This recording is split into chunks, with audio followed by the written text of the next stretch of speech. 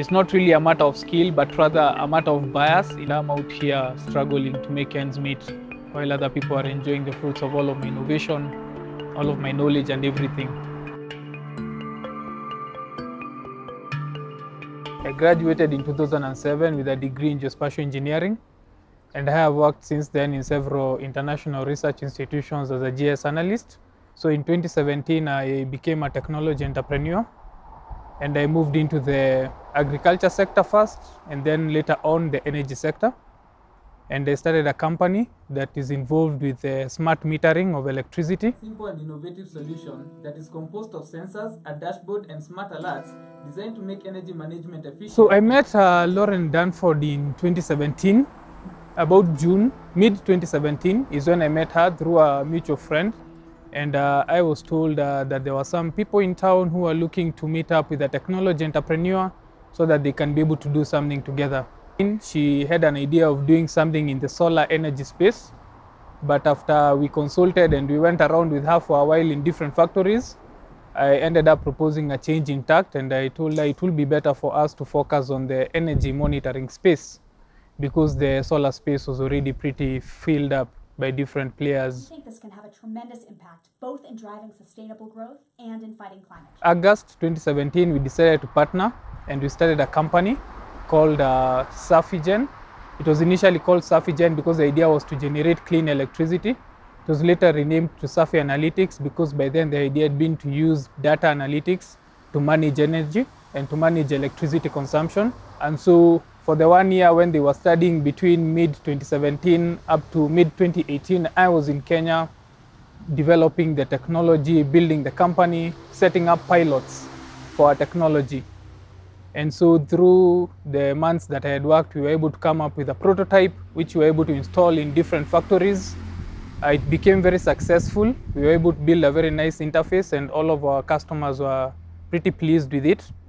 She had suggested we bring on somebody who has done a venture capital fundraising before. And so we ended up taking up another partner called Weston.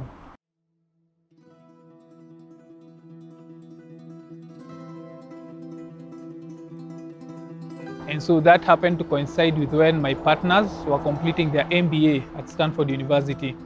So having newly raised capital and having a product that was already in the market, the plan was for them to come to Kenya, and then we would set up shop and we would together grow the company and move it forward.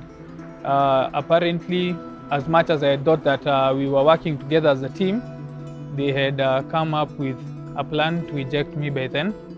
So there was a lot of cajoling and being pressured to resign, being pressured to give up my shares in exchange for a separation offer.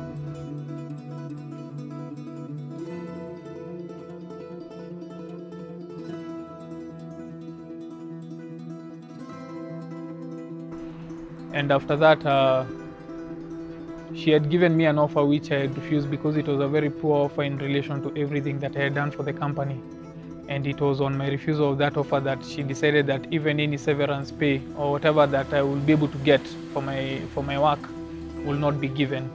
So she ended up pulling a very kind of illegal dismissal without following any of the due process. And my only recourse was to go to the court and to be able to seek some intervention from the judicial system.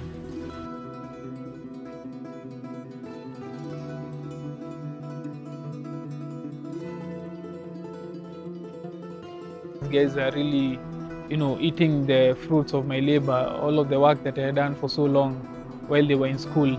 And I'm out here struggling to make ends meet, while other people are enjoying the fruits of all of my innovation, all of my knowledge and everything.